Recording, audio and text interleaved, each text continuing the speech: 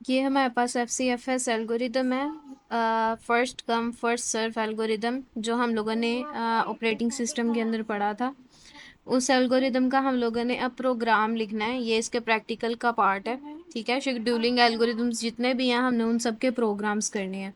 तो first programme हमारे पास FCFS का है। तो हम इसका जो कोड है ना उसको देख लेते हैं कि ये कैसे जो है ना लिखा जाएगा। अब ये जो एल्गोरिदम है इसके अंदर क्या है, हैश इंक्लूड stdio.h, हमारे जो स्टैंडर्ड इनपुट आउटपुट लाइब्रेरी की है जो हेडर फाइल है उसको हम लोगों ने इंक्लूड कर लेना है और फिर अपना मेन फंक्शन स्टार्ट करना है। मेन फंक्शन स्टार्ट करते ही सबसे पहले हमने दो जो वेरिएबल्स हैं, एक n के नाम से और एक i के नाम से, इसे हमने क्या करा लेना है, डिक्लेयर करवा लेना है। एन हमारे पास नंबर ऑफ़ प्रोसेसेस होंगे, क्योंकि हमारे पास जो एल्गोरिदम चल रहा होगा वो कितने प्रोसेसेस पे काम कर रहा है वो काउंट करने के लिए हमें इस एन वेरिएबल की ज़रूरत पड़ेगी। और आई जो है ये हमारा आइटरेटर होगा, अगर कहीं हमें कहीं फॉर लूप वगैरह इस्तेमाल करना पड़ जाता है तो हम वहाँ पर इसे इस्तेमाल कर लेंगे। उसके बाद जो दो चीज़ें जो हमें फाइंड करने के लिए कहा जाता है वो क्या होता है, एवरेज वेट टाइम और एवरेज टर्न अराउंड टाइम, ये दोनों चीज़ें हमने इसमें शो करानी है। यानी कि बेसिक जो हमारा काम है ना वो यही है कि इस चीज़ को हम लोगों ने शो कराना है किसी भी तरह कि हमारे पास एवरेज वेट टाइम हमारा क्या आता है और एवरेज टर्न अराउंड टाइम जो है वो क्या आता है। सबसे पहले हम लोगों ने यूज़र को एक प्रॉम्प्ट देना है ताकि वो नंबर ऑफ़ प्रोसेसेस बता सके। Enter the number of processes, और फिर जो नंबर ऑफ़ प्रोसेसेस हैं उन्हें स्कैनफ के थ्रू एंटर करवा लेना है। यहाँ पर ये वैसे तो आपने सी लैंग्वेज पढ़ी, आपको पता होगा, लेकिन फिर भी अगर किसी को कोई चीज़ भूल गई तो उसके लिए रिपीट कर देती हूँ। ये हमारे पास एक्सेस मॉडिफायर है जो कि क्या करता है, हमारे पास वैल्यू लेता है और इस एड्रेस में स्टोर करा देता है। ये एड्रेस को शो कर रहा है इस वेरिएबल की, तो इस वेरिएबल के एड्रेस में जाके ये इसको जो है ना स्टोर करवा देगा। अब हमने कुछ वेरिएबल्स जो से हैं वो ले लेने हैं, कुछ अरेज, क्योंकि हमारे पास हर प्रोसेस जो है ना उसके लिए अराइवल टाइम होगा। हर प्रोसेस का अपना अराइवल टाइम, अपना बर्स्ट टाइम, अपना completion time, turn around time और वेट टाइम होगा। तो ये सारे जो से ये हमने एक अरे के फॉर्म में डिक्लेयर करवाने हैं।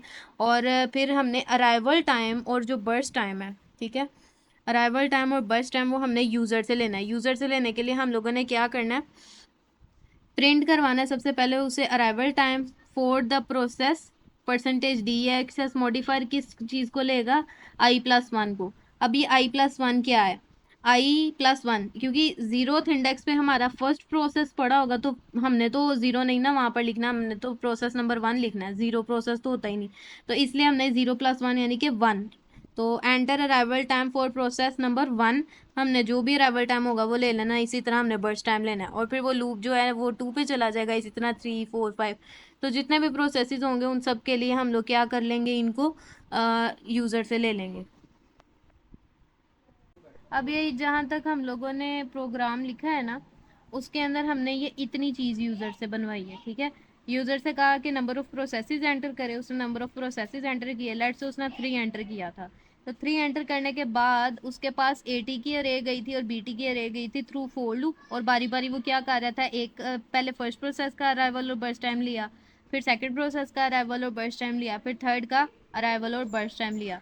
अब इतना करने के बाद हमने क्या काम परफॉर्म करना होता है, कंप्लीशन टाइम परफॉर्म करना होता है। अब हम यहाँ पर जब एल्गोरिदम परफॉर्म करते हैं तो कंप्लीशन टाइम कैसे निकलता है, सबसे पहले फर्स्ट के लिए हम लोग क्या करते हैं, क्योंकि जो पहला प्रोसेस है वो ज़ीरो पे ही आता है और क्योंकि फर्स्ट कम फर्स्ट सर्व है तो उसने यहाँ तक पूरे चलना है। ठीक है, 0 से लेकर 24 तक वो कंप्लीट रन होगा। तो इन दोनों को हम सिंपली ऐड कर देंगे तो यही हमारा क्या होगा, कंप्लीशन टाइम होगा। हम फर्स्ट जो है ना प्रोसेस उसके लिए।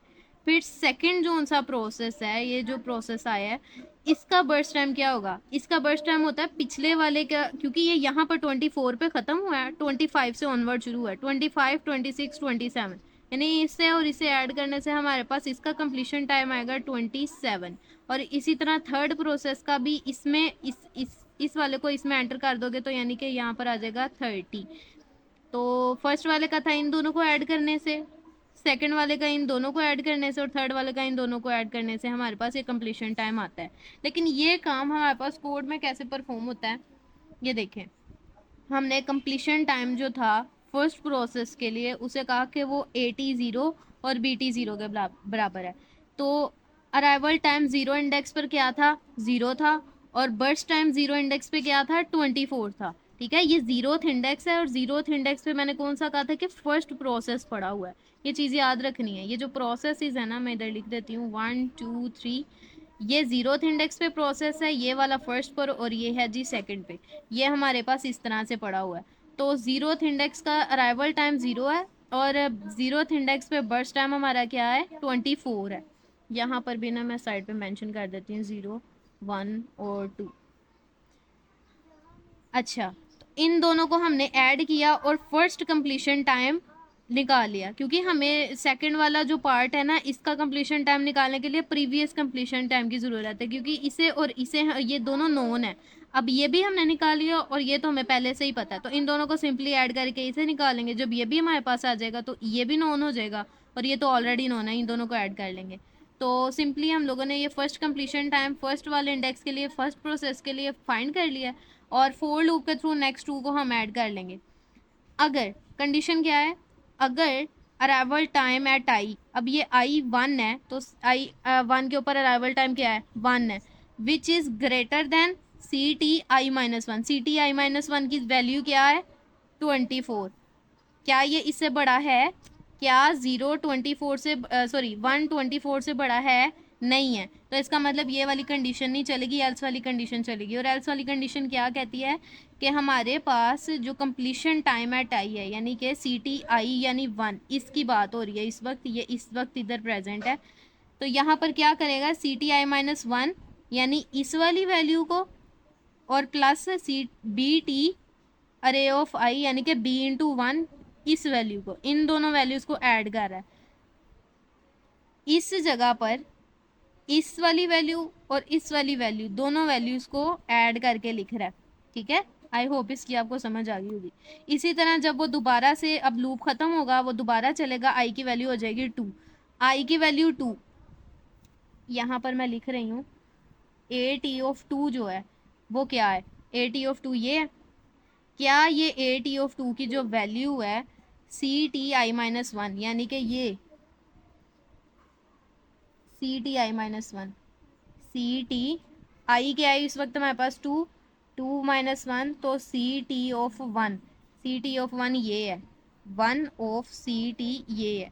तो ये हमारे पास है 27 इस वक्त। तो क्या 2 हमारे पास 27 से बड़ा है, नहीं है, एल्स वाली कंडीशन में चला जाएगा।